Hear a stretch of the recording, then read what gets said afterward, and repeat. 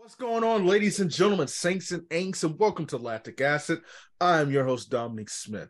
Today, I have a very special guest. He is a baller, certified shot caller. If you listen to the beginning of the episodes, I tell you to go on www.trackbarn.com, get everything you need, whether you're a coach, an athlete, you have a track and field team. Go on there, you get 10% off. And today I have the face of the franchise here with me, none other than the legend that is Brother Carl McCargo. Carl, what's going on, man? Appreciate you coming on the show. How you feeling? I feel good. I'm about to walk on the track, man. I got my spikes on, warm-ups are off. Like, let's get it. Let's go. Hey, listen, people don't know Carl was a big time baller back in the day at Central Missouri State. So yeah, he is about that track and field life. But Carl, man, I have to ask you a question that I ask everybody when they come on the show. So let's just say, man, Food Network and CBS or the Grammys and Ben and Jerry's, they said, listen, man, this dude Carl is a big freaking deal, dude. He is balling out, setting the standard for businesses, for African Americans, and just for everything in between. And we have to celebrate his brand, his awesomeness, and we want to do a custom spring promotion centered around that. So Food Network said they are going to make any food, so either, I'm sorry, a burger, pizza, or any custom dish that you just cannot live without. They will put it on every menu that they are affiliated with in the world. So following that, the Grammys said, all right, cool. You know, we're the biggest stage in music. We want him to come to the show. We're figuratively and literally going to roll out the red carpet for him. And he could be the guest of any artist of regardless of the genre, any artist you want to be the guest for, then guess what? That's what you're going to do. And then Ben and Jerry was like, yo, we the ice cream kings of the world. We want to do a custom ice cream in his name. So what we're going to do, you have to choose two flavors of ice cream. So you need to choose two flavors of ice cream. They're going to combine it and sell it in every store. So what they need, Food Network needs the burger, the pizza, or the custom dish that you want them to put in every menu in the world, basically. We need the Grammys. So what artist do you want to go with? And then lastly, the two flavors of ice cream that you want to combine in one. Whew. All right. I would have to say Food Network. I'm a big, I like to smoke a lot of food. So I'd have to say like smoked, and like some smoked brisket tacos. Tacos are the go-to. Cali born and raised. So, big fan of the Mexican food. I actually went through a transition when I moved to Texas when they put sauce on the top of your burritos. I remember the first time it came out, I was like, yo, what is that? I was a little bit confused. And then I'd have to say, man, Ben and Jerry's ice cream. Big fan of rainbow sherbet. Love the sweet stuff. And then cookie dough, like cookie dough ice cream. Like there's something about that. It's like, I don't know what it is, man, but I was a big cookie fan. My grandma baked a lot. May she recipes. My grandma Doris cooked a ton, and always made me cookie dough ice cream. And she'd take the actual dough from it, and she'd save it, put little balls, and freeze it, and I could put it in my ice cream and come grub anytime I came over. So that was always really cool. Man, the Grammys, that's hard, dude, because like I have such a large genre of music. I definitely like funky music, but I know it's kind of throwback a little bit, but I have to tell people like Earth, Wind, and Fire or like a Commodores will kind of like be my thing. We played Wild Cherry, play that funky music for my 1-year-old daughter this morning, and she was just doing the stanky leg in the living room. So it's super cool. Super cool to see like my taste in music kind of channel through them. Anything big jazz or pop, but I'll listen to just about anything. I love like a good reggae, anything to set the tone, just get the mood. Music is a big part of my life. Like we do that here at the warehouse. People are always shocked that we always have music playing. Like, you want me to turn it down while you're in meetings? I'm like, no, I'll just step out. Like, this is the vibe. Like, don't kill the vibe. You got to have that rhythm. Music is a part of life and my day to day. So those questions are great. That's cool. I like that. Man, dude, Wild Cherry, play that funky music, white boy. Play that funky music down. What's the other one? So you would roll up into the Grammys with the Commodores. Dude, I'm telling you, with like Lionel funk. Richie, and the Commodores, man. I'm with that. So what song would you want them to play as you guys roll down the red carpet? Oh my gosh, you're putting me on the spot. And I mean, there's the classics, Brick House. I would say Brick House because like my uncle and my pops used to play that in the garage all the time. We play a lot of funk, a lot of like Pink Floyd, anything big band. Like my dad was a big Kenny G fan, so a lot of Oh, instrumentals I was around. But I would definitely say Brick House, because like that's like your first, like that was my first song where like I was like I saw a girl and like I could refer that song like a bad chick. Like I play it for my wife and she cracks up. But I would have to say Brick House, man. Like that's it, dude. That's a banger. My kids, like they be in the car like on road trips and they just be playing. They be banging their heads to the Commodores. They love it. So dude, that is, she's mighty, just letting it all. Well, y'all got to go listen to the song. That's my jam. They got a song called Zoom. yes, that's another good one. Definitely. Oh god, there's Easy, there's oh my goodness, Sweet Love, Yeah. You Are, like, oh man, I love the Commodore. So and Earth Wind and Fire, that's the Earth Wind and Fire, Luther, that's my go-to's, along with the Temptations and Four Tops Yes. and all them. And then you Yes. mentioned jazz. Childhood. I'm a huge smooth jazz fan. I got Kenny G, Boney James, Dave Cost, Miles Davis, and then the old Dave, school. yes, Dave. Yeah, Dave that Cost is a is. classic. My pops used to blast that all the time. He's a big jazz guy. Oh man. Records, whole 9 yards. Like they love that, dude. Music is a big part. Always share music with my cousins. Big part of our family. Everyone's always like swapping different Spotify tracks and stuff and playlists. My uncle's got an insane, and my couple of my uncles have insane surround sound systems. So they're always like, "Hey Okay. man, you got to play like Pink Floyd Dark Side of the Moon on surround sound in the dark, like with the Man. graphics." And it's just mind blowing. If you actually sit there and listen to the acoustics and what's behind some of that music, and like take a moment, it's freaking good stuff. Really cool stuff. I'm down with that, man. Music is amazing. That's why we love it.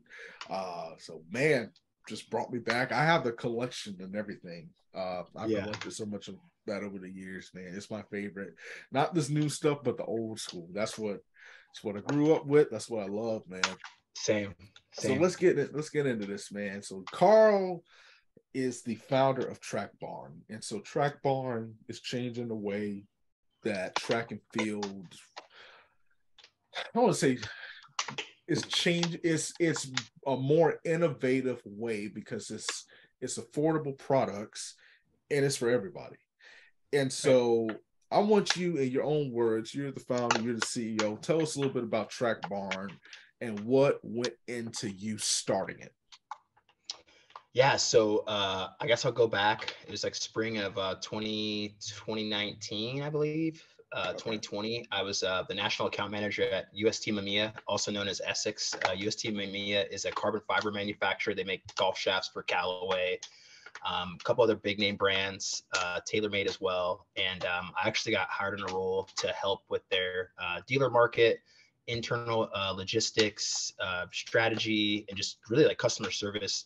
There wasn't anything I did in that building. I even took poles to the airport, strapped into the old Ram, put poles in the pole rack. And one day I was going to the airport and I kept going back to my old days at another catalog company. I spent several years as another selling sporting goods at another company as a catalog guy, selling all different brands. It was kind of limited on what we could sell based on relationships with the CEO and things like that. And I was like, man, like, pole vault is a very privileged sport.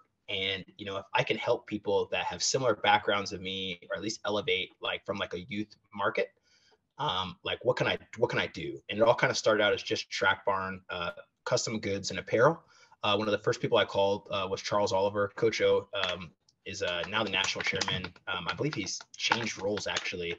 I'm not sure if it's officially announced yet, but he moved up at AAU and he was one of the first calls and made him a couple of his clubs some uniforms and started to get some traction on the soft goods side. And then that following year, I met my partner Josh, and he kind of took over our soft goods. I had left Essex, and I opened up accounts with Gil, UCS, Richie. We sold every vaulting pole you could think of. And basically the whole idea from it was to get it to where coaches can make one call and get it all.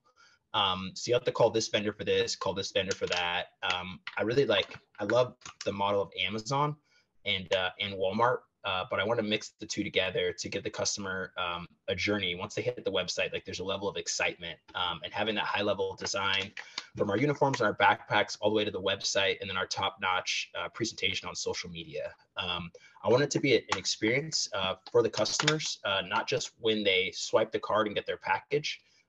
I wanted the journey to continue after the package left our warehouse. And I think it's really important for us as a company to create something that's a part of the community, where people can feel like they're a part of something. Like, I don't know how many times you tag a brand in a story or in a post and there's like zero acknowledgement. And one of my biggest pet peeves is, retweeting anybody, sharing anybody that interacts with us and making them feel a part of our growth. And I feel like that's been a big part for us. And now we have these corporate partnerships with like Mile Split.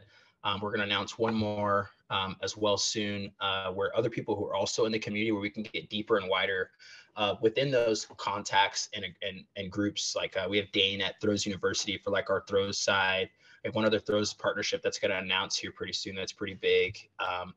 And, these partnerships we have now, like these are people I had on our kill list at the very beginning to have in that business plan to kind of produce us. So now you kind of see 3 to 4 years later, my partner Josh and I, you see that the starting product, but like we're really just getting started. We just founded the Olympus lines back in April. We're just looking at our numbers. We sold almost 1,000 discuses already, which is insane. And then him and I both trademarked Olympus together. He's also one of our partners at Track Barn, and he's really kind of been my right-hand man. We both have a passion for track and field, and it's been really cool to find someone to work with, because I really struggled as a coach, trying to find that assistant coach or even head coach that I could work with and team up with, that I really I connected well with, right? I finally was able to find that with Josh, and we had really good strengths and weaknesses, and we complemented one another. The first few months I was working together, we didn't think it was going to work out, but like now here we are, and we joke around about it all the time. And we're about to go to our second AAU indoor meet, our second AAU meet, but first indoor meet ever, which just kind of started. So yeah, it's been kind of cool. It looks like my wife coming in here. Hey, babe. Hi. I'm on the Lactic Acid podcast. This is my lovely wife, Lachelda, and Nova. She's just getting off of work. That's our 1-year-old Nova. That's hey, how you doing? In there. Say hi, honey. Yeah. You said, hey, how you doing? Good.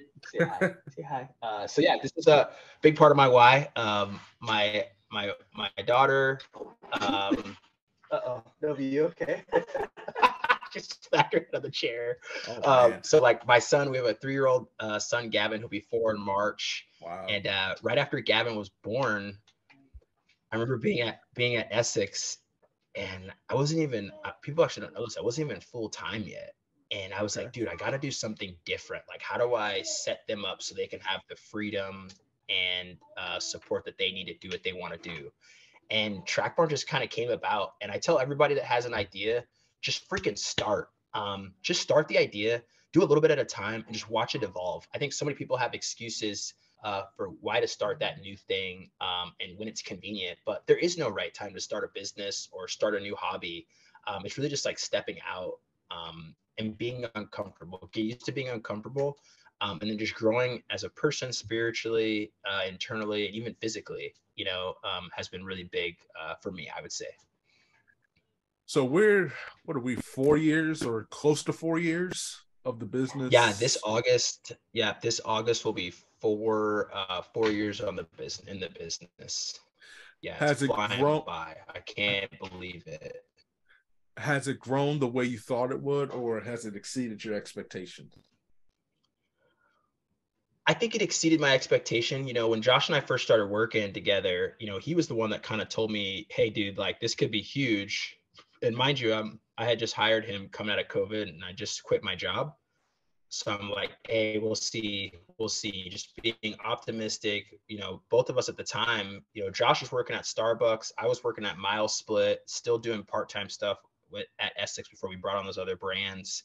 Before I left with them, I think it was January 1 of 2020, where I left completely, at once. And it's crazy. Like my passion to share that with other people, like people will reach out and they're like, dude, like Track Barn is dope. And I'm like, dude, like that's kind of how I felt about this post. So we were in marketing or whatever it might be, related to the business. And it was just super cool to have my passions flow through the community and everybody else to appreciate what we were doing. A lot of coaches reached out and were like, dude, can't work with you or can work with us, but like, dude, love what you're doing. There's an opportunity for me to do something with our club, or we told this club about you or this coach about you.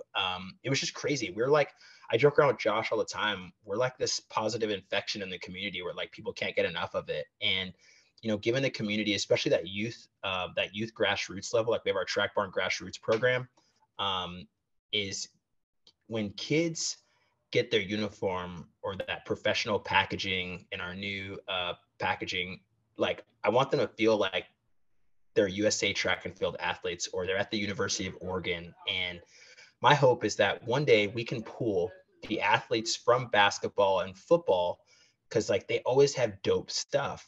And that's when what we want to do is we want to continue to innovate and progress in track and field. Like we've got plyo boxes coming, new collapsible hurdles. We got new backpacks we're dropping, some one-offs. We're doing some super dope collabs with a few different people, and just keep pushing that envelope of innovating and trying to progress. Like a lot of where we're at now is us listening to the customers and doing what they're requesting, right? Or where we may or may not be good at. But I definitely think we've definitely exceeded where we're at. My ultimate goal was just to sell what I did at my last catalog company. And then my goal last year was to be as big as Essex, and we exceeded that. My last year at Essex, we exceeded that, which is super cool. And the next year, it's just try to 2x ourselves again, and just keep growing and getting deeper in that community, and give back to the community, like re-support them, So Essex is the place that sells like retainers and all that stuff, if I'm not mistaken. They sell like the vaulting poles, pole I'm thinking tips, something and else. Okay.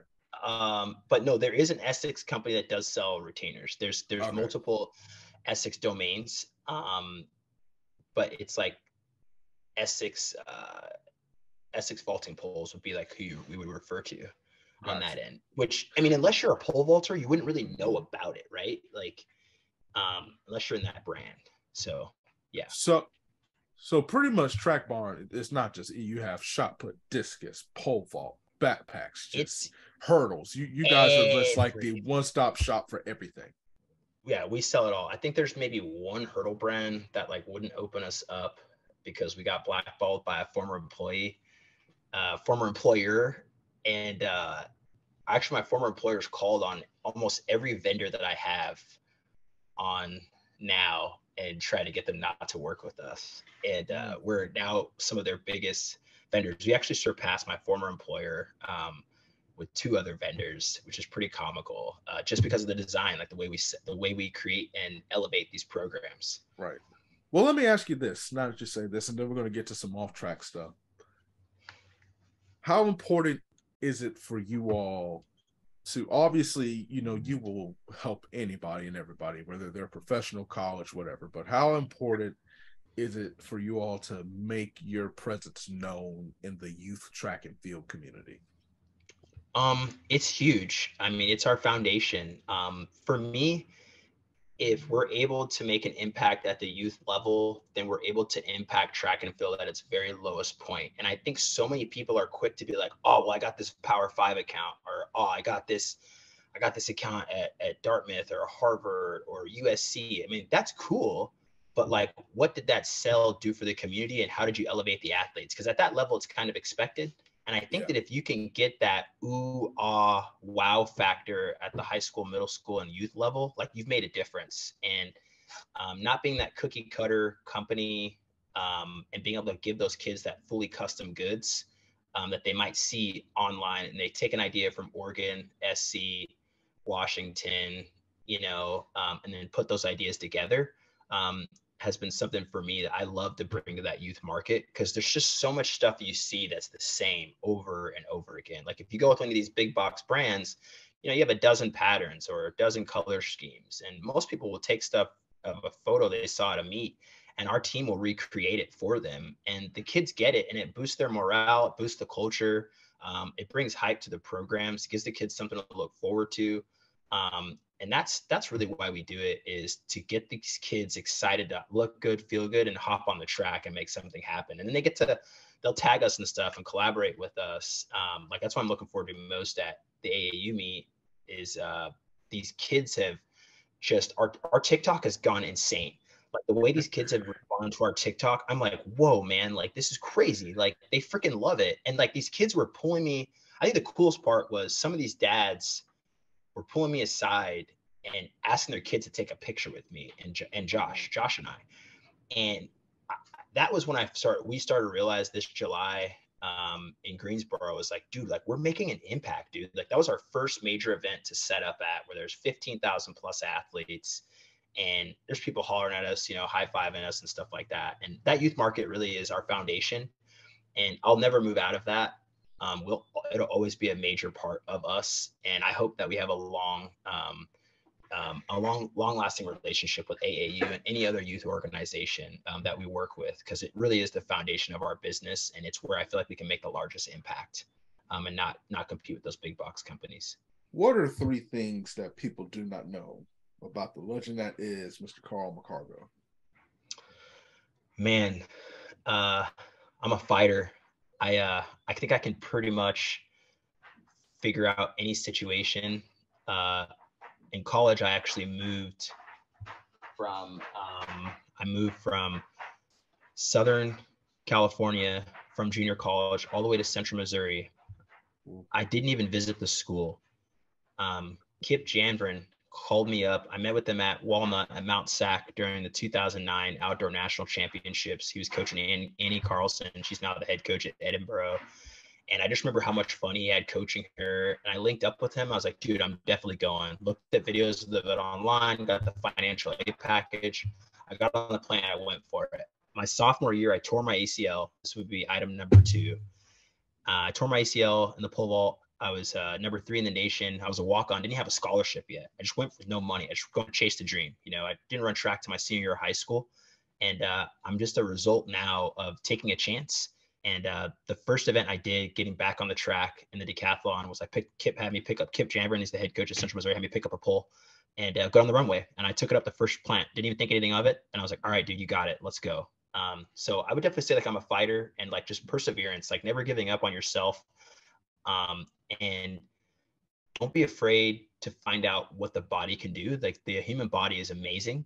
And you can do anything you put your mind to, as long as you follow the program procedures and like what your doctors tell you to do. I think a lot of people like overlook that, but I would definitely say like, I wouldn't even say hustler. Everyone says that's a negative connotation, but I work hard. Yeah. I'm a hard worker. And what people see is the result of my personality, my work ethic.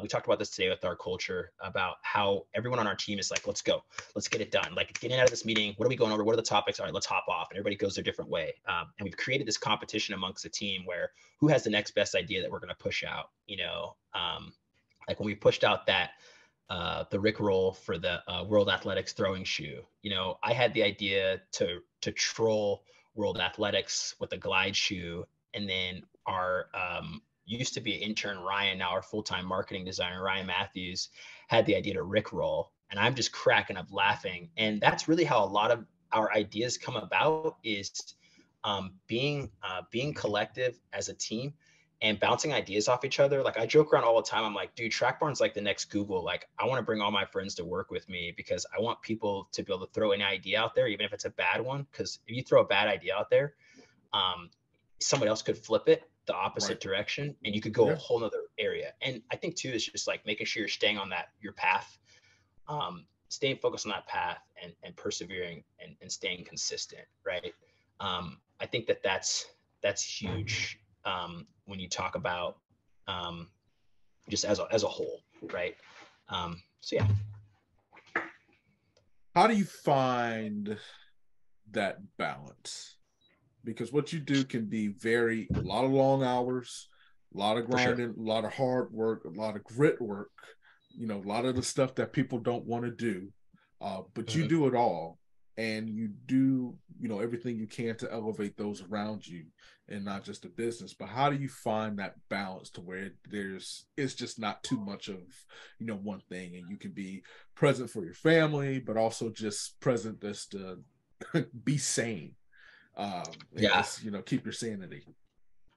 I think for me, it's like a balance. Like a lot of people don't know this, but I do like love riding mountain bikes, and I ride dirt bikes pretty regularly. I like to race cross country on motorcycles, like hard enduro. So logs, single track trails, any hard crazy terrain. I could pop a pretty decent wheelie. But like for me, it's like if I can scare the shit out of myself, once a week, like I'm good. But I would say that, and then my son also loves it as well. So typically on a normal day, um, I'm out, grab the baby by 5, and then I would take her on a nice little walk, and then my son gets home around 6, and then we have a nice little track in our backyard for him to rip and ride on. It's really just that family time with him, and then that time with the kids with my wife at the end of the day. And we're avid campers. We camp a lot. Like Okay. I'm gonna be gone. I'll be gone for AAU for 6 days, and we'll head out tomorrow to Oklahoma and take the trailer and everybody and the family up, and we'll camp for 4 days straight.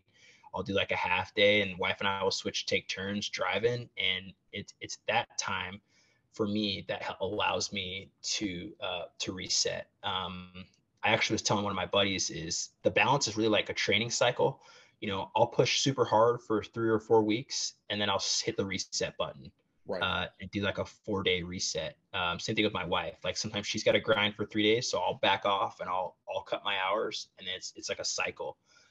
So I think being aware of your significant other, like there's a lot of things that I can't do that my wife does that I think is important to Right. shed light on that she does well, and there's things that I do well that she doesn't. And I think being able to communicate amongst your household, Mhm. um, and knowing your spouse is a big thing. We're actually reading a book together right now. It's called The 5 Love Languages, and we're reading that together, and we'll talk about the different chapters and sections. And we've been married, it'll be 5 years in December, and we had kids, most people say fast, but we fell in love, and everything has worked out up to this point. She's a school teacher, science teacher at the middle school, and it's worked out really well. But I think having her, like they always had that ongoing joke, it's like behind every strong black man is a strong woman, and that's real, because her mom is very strong, and she gets a lot of that strength from her and her personality. So I wouldn't be able to have the balance and do what I do without her to have my back. You made the move from Southern California to Central Missouri. Um, so, and you were a walk on in the multis, which is crazy Yep. to me. How much of a culture shock was that for you? Because you're Man, talking about tacos, and you're down to Missouri. Like you're not it was finding tacos like that in Missouri. it was a trip. It was a trip, man. It was we got there, it's like freshman move-in day, and I didn't have a dorm yet, and I was just kind of couch surfing for like a week and a half, just trying to figure it out. We're going to the track, training every day, and I think that was when I realized I was like a legit country boy, because like my parents took us camping, and we did all kinds of different things together.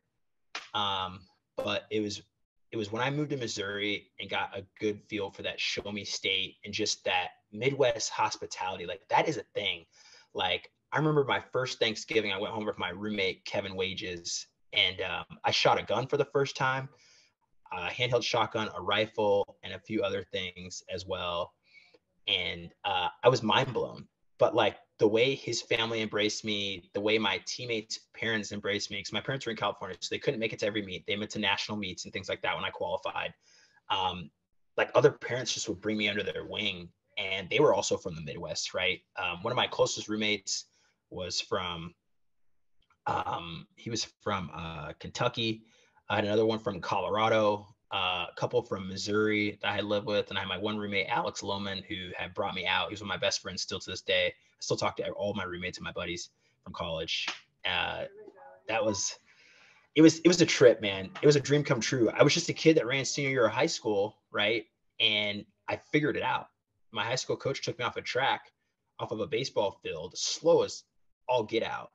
And I remember going home in college on my breaks, and the baseball coach is seeing me like, yo, McCargo's fast. Like, you can be transformed into an athlete with the proper training, lifting, Right. diet. Like, people don't understand, like, you do have those genes are in there and they can be trained to an extent, but there's nothing like hard work. Um, and it was just, man, I freaking love Missouri. I'm going back in April. We're sponsoring the meal relays, and Okay. I can't wait to see everybody that's there. I mean, Missouri really showed me what I was made of and what I could do. I went in as a special ed guy, left as a business guy, and I got in those business classes late, and really saw my talent for working with people and being able to motivate. And one of my teachers, professors, Dr. Nelson, said, Carl, you can do really good at this coaching thing, or you could do really good at this business thing, all because you understand people.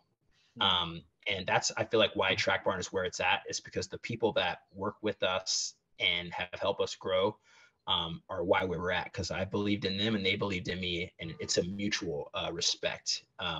Nobody works for me. We work with each other. And I think that's important, for sure.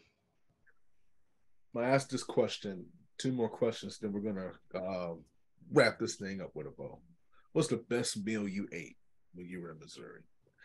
So Southern California, you kind of said tacos, so I kind of know. See, Southern California, they have Harold and Bell's and Right, Roscoe's, and they have right, some right, right. not so bad barbecue places from what I've seen on Diners, Drive-ins, and Dives. But listen, my family is kind of origins from Alabama, so I know about For that sure. good home Southern cooking, and I have recipes that will live with me until the day I die.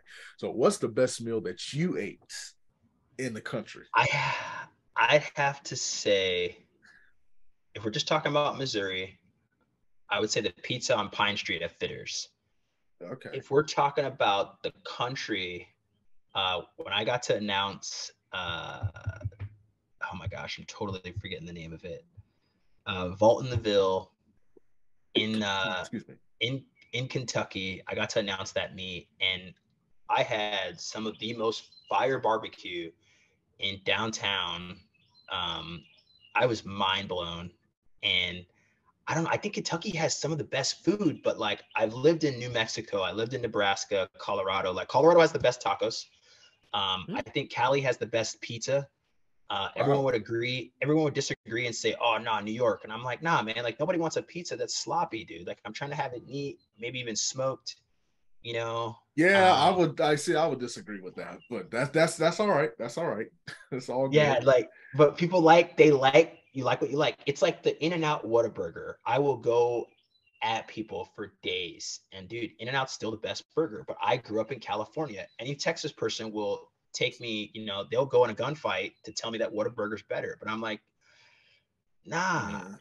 You know. I haven't had In and Out.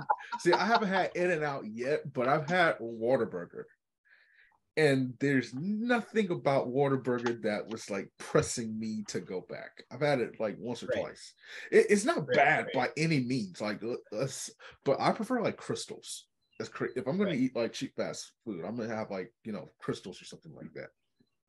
But which I is feel that. controversial. But let me ask you this, and then we're gonna get to the rapid fire, or gonna wrap this up and get to rapid fire. I'm asking you this from a coach's perspective. How important is it for athletes to not be solely focused on track, but to play other sports, specifically if you're looking to make a career in track and field? Because in athletics, like there's so many people like, okay, this person's going to be a football player, and so from like the age of 5 to like 20 or whatever, 5 to 17, it's all football. You don't play any other sport. But then there's like your baller who plays basketball, who plays football, who plays baseball, who runs track and stuff like that. And you can see some of the skill sets that they gain from the other sports and working with the team and different things like that, translate over Hmm. to what they're able to be successfully how they're able to succeed, on the track. So from your point of view as a coach, how important is it for athletes to be invested in other sports, not just the one? Or do you think that maybe, okay, we're putting too much in playing other sports, it's okay to be invested in one sport if it's something you're dedicated to?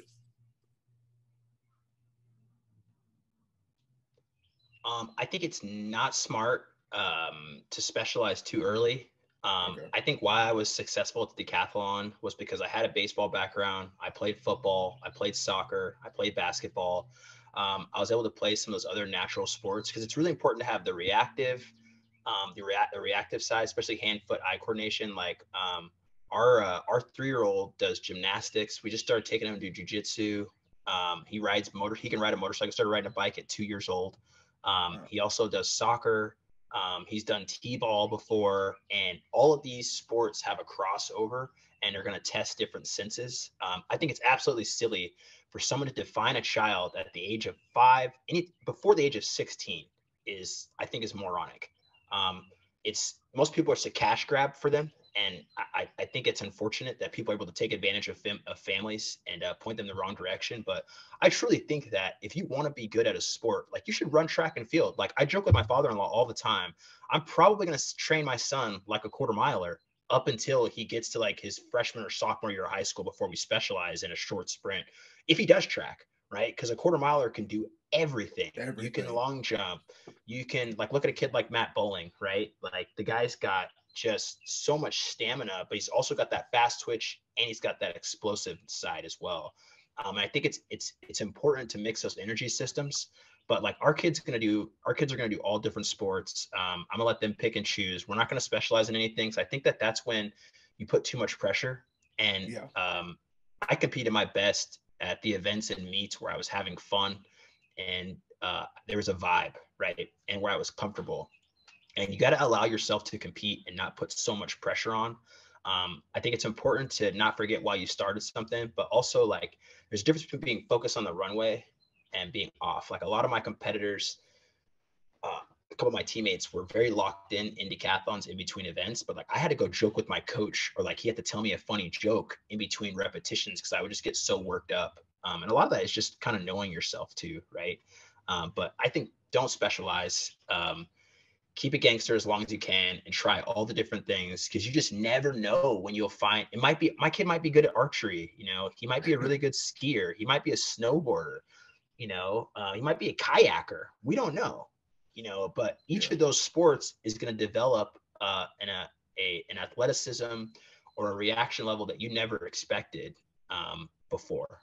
So How, and you make a great point, because I had a coach. He ran for Army. Shout out to legendary coach Ted Benz, one of the best middle distance and distance coaches in the state of Florida. He always said the base of any track and field athlete, and every track and field athlete, is a quarter miler. That's where you get your start. And then everything just kind of builds upon that. So I definitely yep. agree with that wholeheartedly. Last question, then we're going to wrap this thing up with a bow, some rapid fire. How important is what you do to the community that you represent? Man, it's my lifeline. um I think I remember taking the picture with my son the day we got the partnership agreement back from Milesplit, like what we were gonna do.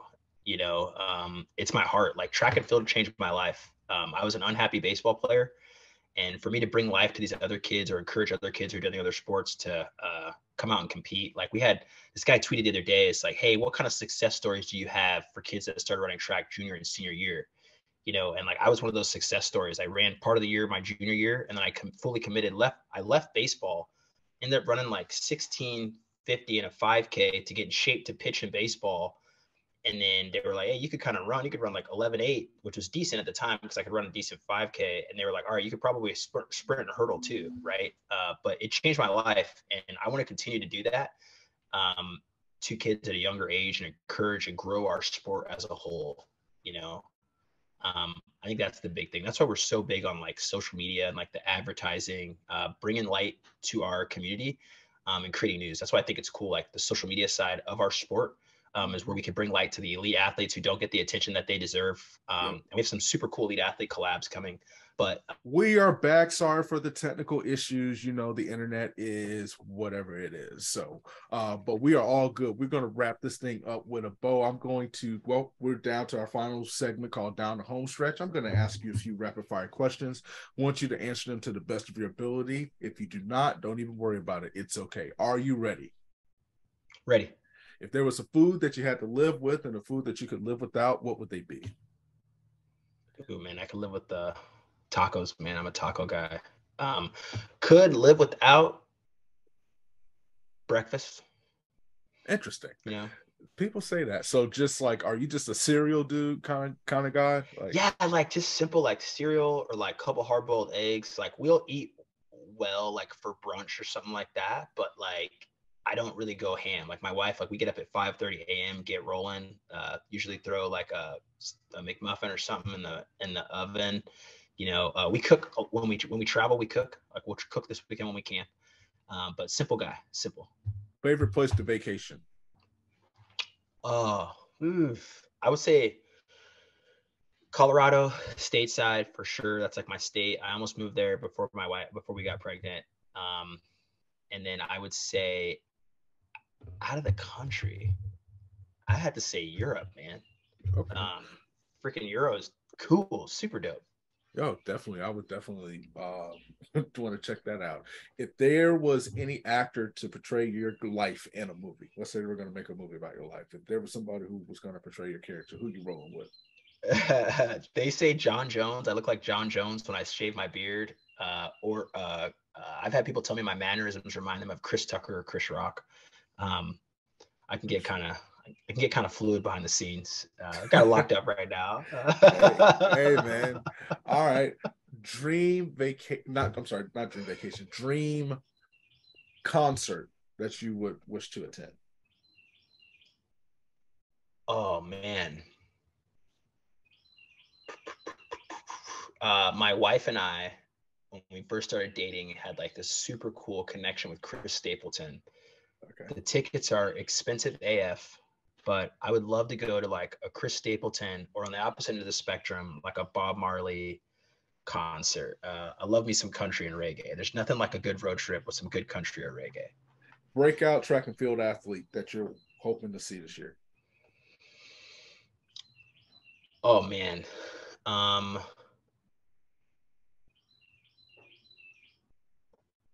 I hope I say her name right. Latima Westfall. She's one of our track barn athletes.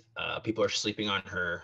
I have to have two though. I need two because I need a male That's fine. Yeah, that's cool. Female and a male. I'm really excited to see Josh Sarochin throw the discus outdoor this year. He's been with me since I was at my duplex. Okay. I used to send him free gill equipment, and he was like the first guy that like really believed in us and like would collab with us and stuff online. But I would definitely say Westfall and Sarochin. Those two have a special place for sure for me in my heart. Definitely. Two more questions. Two quick questions. Why does kindness matter to you? I think what you put out in the world, you get back. And I think that people don't treat other people with respect. They get what's coming for them. I think karma is the real thing.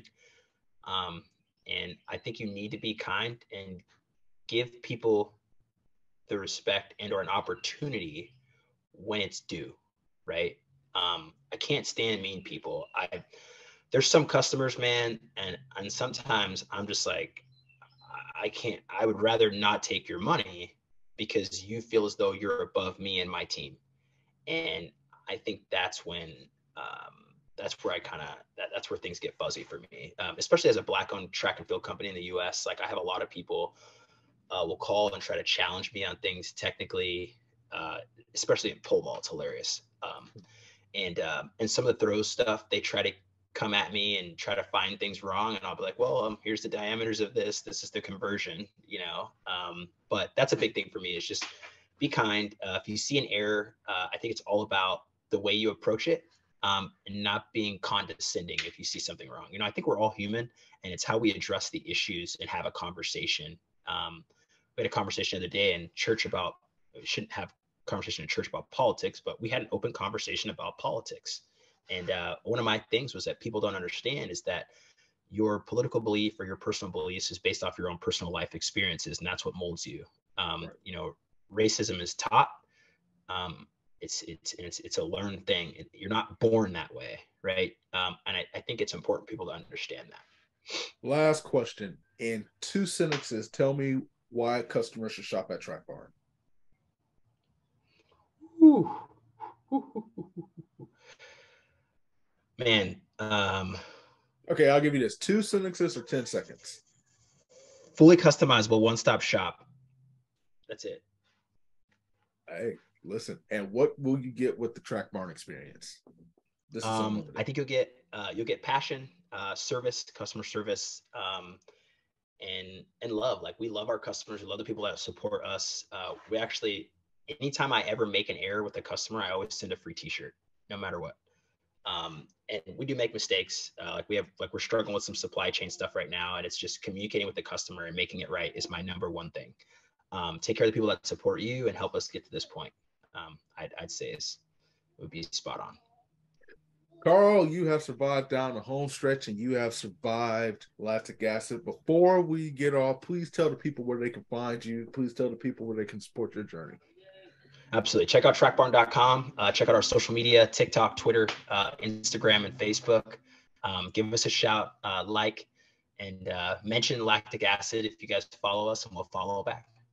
Appreciate you, man. Thank you all for listening, and we will catch you next time.